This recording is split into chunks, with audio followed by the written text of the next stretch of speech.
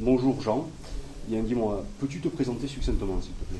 Oui, voilà, donc je suis militant chez les Alternatifs depuis pas mal d'années et depuis la dernière élection municipale de 2008, donc on a fait une alliance avec la majorité donc de gauche, Parti Socialiste, Parti Communiste et Amicaux de Gauche, MRC, au second tour. Donc c'est à partir de là que je suis devenu, disons, conseiller municipal délégué à l'agenda 21. Et auparavant, on avait initié en 1995 une liste donc qu'on appelait Hoche Solidarité Citoyenneté Écologie. Et en 1995, on n'avait pas fait tout à fait les 5%. En 2001, on a fait 12%. Et donc, on était dans l'opposition, mais on était quand même dans une opposition constructive. Je crois que ce mérite nous a été reconnu en 2008. D'accord. Et peux-tu nous rappeler l'origine et l'objectif de l'agenda 21? Alors, voilà, l'agenda 21, ça veut dire ce qui doit être fait, le 21 pour le 21e siècle. Et donc, on part d'un sommet de la Terre, celui de Rio, qui a été déterminant en 1992 au Brésil, dans Rio de Janeiro. Et c'est un accord dans lequel 173 pays au monde ont pris des engagements. Alors, c'est des engagements d'ordre écologique, c'est des engagements d'ordre social. Pourquoi? Parce qu'au plan écologique, on était déjà confronté, c'était les débuts quand même de la crise climatique, de l'épuisement des énergies fossiles. On voit que sur le plan écologique, ce monde n'est pas viable. On prélève trop sur la nature et en même temps aussi, c'est un monde qui est dominé par les inégalités à la fois entre continents, entre pays et à l'intérieur. Et de là, il se produit une synthèse entre l'ensemble des pays pour dire qu'il faut répondre à la fois à la question écologique, mais il faut répondre aussi à la question sociale, parce que sinon, le monde n'est pas vivable, à la fois écologiquement et humainement. Donc il faut passer à un autre modèle de développement. Alors développement, il ne faut pas le prendre dans le sens de croissance à tout prix. Dans la notion de développement durable, elle fait suite à ce qu'on avait appelé éco-développement, un développement éco, c'est-à-dire dans le sens presque d'économie. Et donc l'agenda 21, en gros, c'est les actions qu'il faut mettre en œuvre pour répondre à ces défis au cours du 21e siècle. Donc c'est des engagements d'État, mais ensuite qui se déclinent donc à l'intérieur des pays, entre les collectivités territoriales. C'est pour ça qu'il y a des conseils régionaux, des conseils départementaux, des communes de toute taille qui ont des agendas 21. Donc ça, c'est la théorie, c'est l'utopie. Maintenant, techniquement et pragmatiquement, comment mettons en place un agenda 21 dans une commune? Voilà. Alors, nous concrètement, on avait 5 axes d'un programme municipal.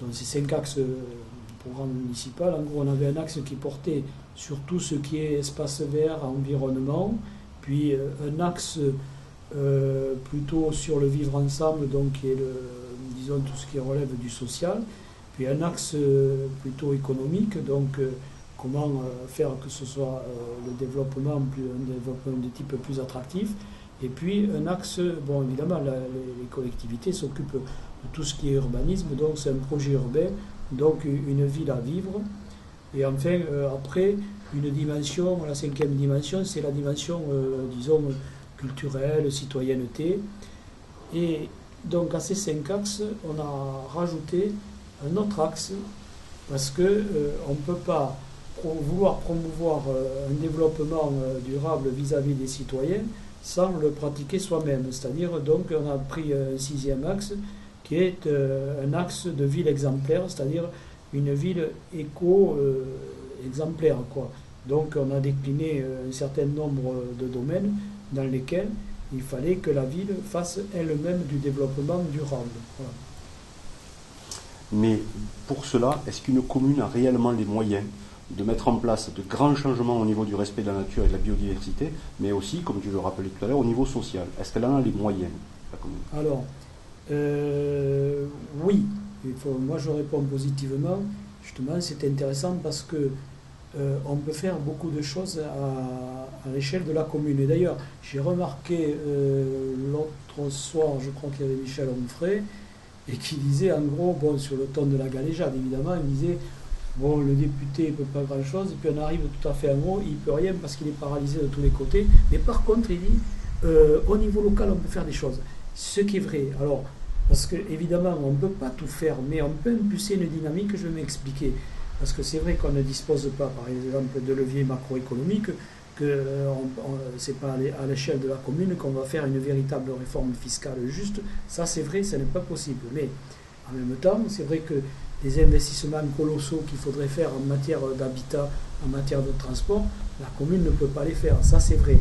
Par contre, elle peut prendre des initiatives et puis impulser une dynamique. Je prendrai un simple exemple.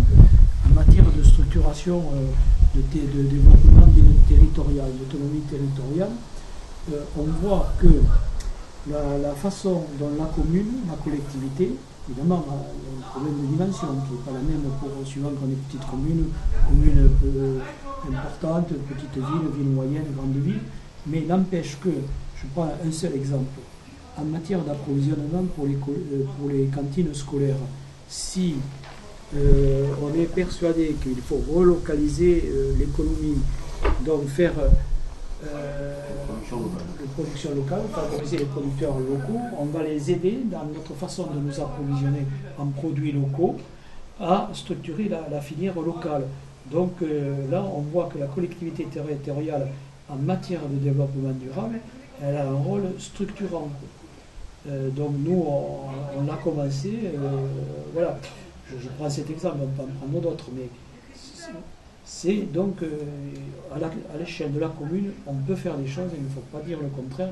Tout n'est pas affaire d'argent parce que, en gros, c'est le même argent qu'on va dépenser, peut-être parfois moins, mais même si c'est un peu plus, il faut voir que c'est pour la bonne cause. Donc tout n'est pas affaire que de budget, c'est pas une affaire budgétaire. C'est vrai qu'il y a certaines choses, avec un budget de 30 millions, on ne peut pas faire des choses qui en coûtent 50, ça c'est clair. Mais, je redis, j'insiste, parce que là, la collectivité territoriale, elle peut impulser un certain nombre d'actions à l'échelle territoriale. Et ça, je crois qu'il faut le faire à la base d'ailleurs. L'agenda 21 donc, est mis en place par la municipalité. Les villes en transition, tu as dû en entendre parler, oui. C'est mis en place par les citoyens. Voilà. Et est-ce que tu vois des points communs entre l'agenda 21 et les villes en transition? Il y a beaucoup de points communs. Il y a des points communs. Alors là, en même temps, je dirais il y a peut-être de perception, de philosophie, parce que disons, les territoires en transition, ils se posent davantage, je dirais, d'abord le phénomène vient d'Angleterre, donc c'est pas tout à fait c'est pas par hasard. C'est-à-dire que, en gros, on répond à une question de façon pragmatique, bon, parce qu'on se situe dans le monde de l'après-pétrole. Et donc, comment on s'y prépare?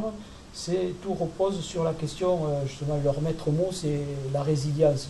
Comment on résiste, on s'adapte et on modifie dans le bon sens. Donc, c'est avant tout centré sur l'après-pétrole. Donc, l'après-pétrole, effectivement, ça renvoie à la question de la crise des énergies fossiles, bon, la disparition, à la crise énergétique, mais la crise énergétique, c'est quand même une dimension du développement durable, mais ce n'est pas la seule, si elle est importante, parce qu'elle détermine quand même, la crise énergétique, c'est quand même aussi une dimension de la crise écologique. Donc, elle est quand même déterminante dans la mesure où elle représente le cadre physique dans lequel évolue l'homme. Et donc, si le cadre physique se retourne contre l'homme, effectivement, on pense déjà au nouveau rapport du GIEC, tout ça, où on connaît les mots, quoi, les MAUX. Donc, on sait qu'il faut qu'il y ait à tout prix une bifurcation, parce que notre mode de développement en termes de production, en termes de consommation, il n'est pas tenable au plan humain, au plan écologique. Mais je crois que le développement durable, en tout cas, c'est quand même une approche plus globale, parce que Il y a, moi je parlais de 1992, la question des inégalités. Et je crois que les territoires en transition, la question sociale, je ne l'ai pas perçue. Je ne dis pas que les gens qui sont là-dedans, ils n'y pensent pas. Mais c'est avant tout, c'est spécifique à la crise énergétique. Alors que la notion de développement durable, ça répond à un éventail de problématiques. Ce n'est pas que la question énergétique. Je ne sais pas si je vais dire. Oui, bien sûr.